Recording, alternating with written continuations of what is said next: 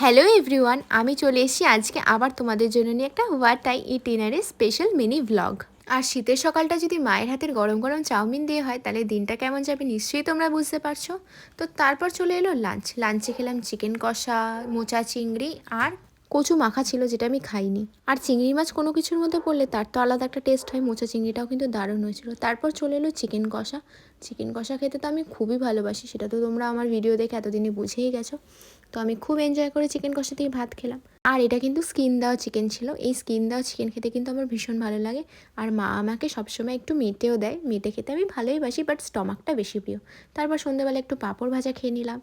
তারপর একটু কাজে বেরিয়েছিলাম, এখানে দেখলাম বড়া পাও বিক্রি হচ্ছে, বাট খুবই বাজে খেতে ছিল বড়া পাওটা। তোমাদের যদি আমার এরকম ভিডিও দেখতে ভালো লাগে অবশ্যই কিন্তু ভিডিওটা লাইক করে দেওয়া, চ্যানেলটাকে সাবস্ক্রাইব করতে ভুলো না। আর রাতে নিয়েছিলাম সব সবজি দিয়ে সেদ্ধ ভাত, আলু, বেগুন, গাজর, সিম, কাঁচা লঙ্কা দিয়ে মেখে ঘি দিয়ে একদম জমিয়ে খেয়েছিলাম।